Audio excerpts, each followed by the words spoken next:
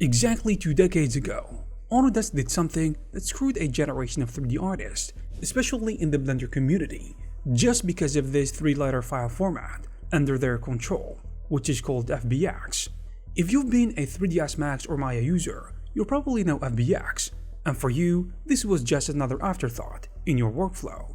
But for many Blender artists, this was kind of a nightmare.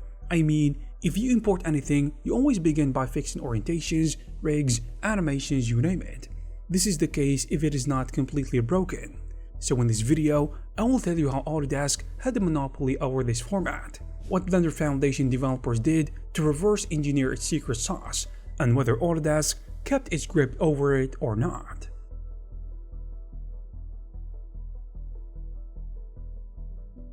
Back in the mid-2000s, Autodesk effectively bought the keys to the FBX kingdom. You see, the FBX format originally was developed by a company called Kaidara, which was acquired by Autodesk back in 2006. And from that point, Autodesk owned the format. They offered an official FBX software development kit, or an SDK, as a free download. But there was a catch. And what is that, you might ask? Well, the SDK was completely proprietary and closed source. In other words, Autodesk had tight control over FBX.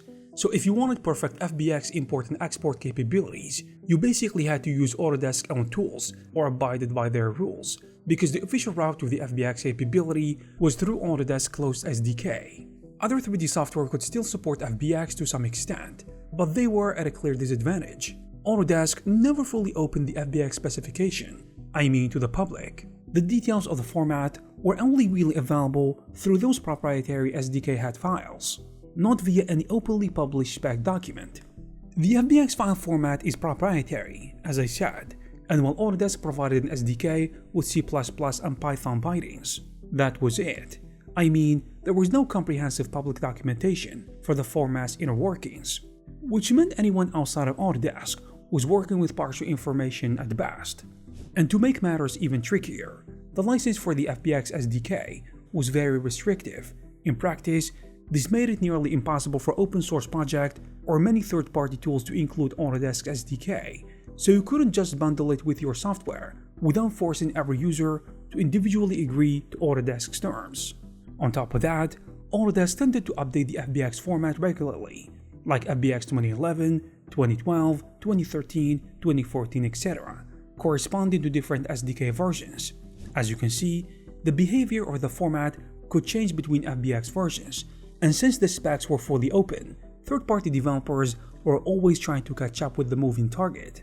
So when it came to software like Blender, Blender's team had to reverse engineer the format just to get something working, only to redo some of it with no documentation when the update was made. In other words, Autodesk kept everyone else guessing, so non-Autodesk developers were kinda always a step behind, trying to interpret a black box. Now, what was the FBX situation in different software? Like Houdini, ZBrush, Cinema 4D, Softimage, and so on. The most notable case is with Houdini, which supported FBX early on, in the mid and late 2000s, mainly because studios forced the issue. But side effects never loved the FBX format. They kinda treated it as a necessary evil to talk to Maya and 3ds Max pipelines. On the other hand, ZBrush did not support FBX early, and honestly that made sense. Early ZBrush was not animation-centric and not rig-centric, because it just focused on sculpting then imported meshes, so it relied on OBJ for a long time. Other software like Cinema 4D, Modo, and so on also adopted FBX early, and they did that relatively easily.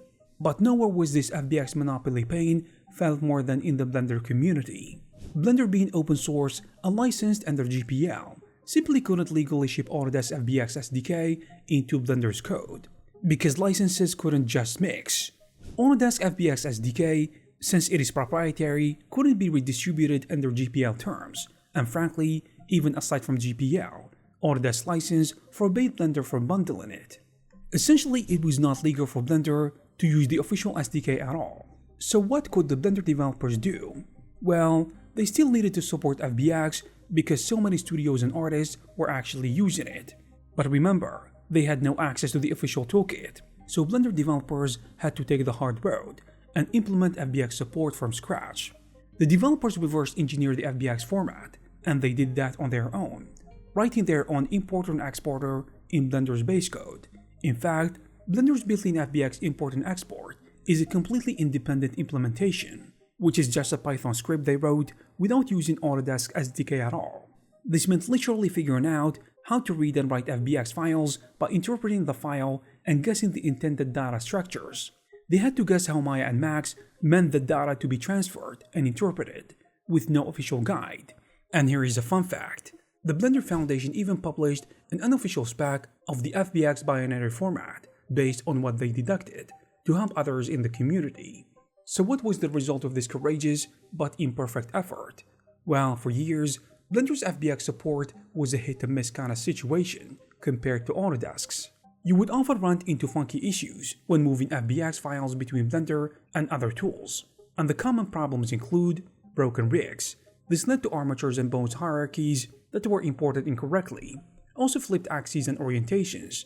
I mean, a character might face a wrong direction, or an object might be rotated oddly because different software use different axis convention, and the conversion wasn't always spot on. Add to this missing constraints or animation quirks, which means complex rig constraints or animation settings that worked fine in Maya could end up lost or baked down when bringing the FBX file into Blender, in addition to other complications that you are probably already familiar with. The gist of it is that Blender users became used to these headaches.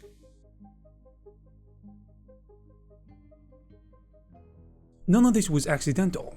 Autodesk's tight grip over the FBX format was a strategic play. So by owning and controlling the dominant 3D interchange format, Autodesk effectively built a moat around this ecosystem.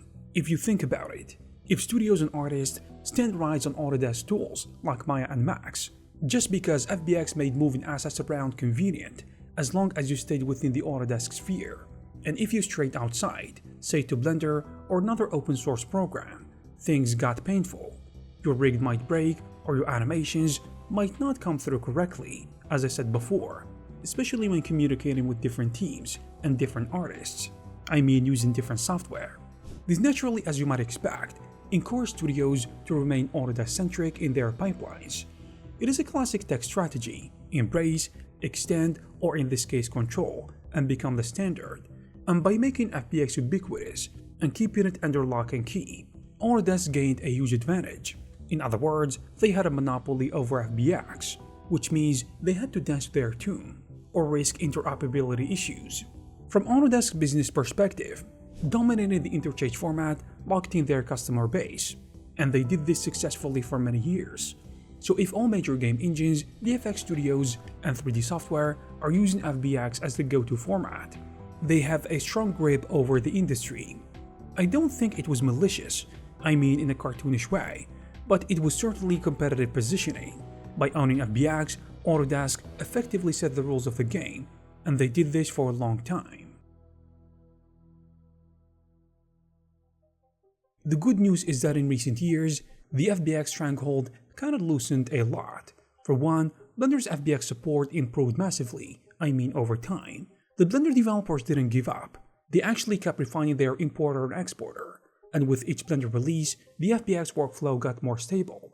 So by Blender 2.7 and 2.8, many of the earlier issues were greatly reduced as the implementation matured. There are even third-party add-ons that some artists use to smooth over any remaining rough edges.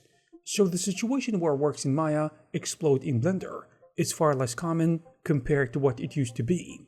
So Blender can handle most FBX scenes pretty well, I mean these days, thanks to years of reverse engineering and a lot of effort and feedback from the community of developers.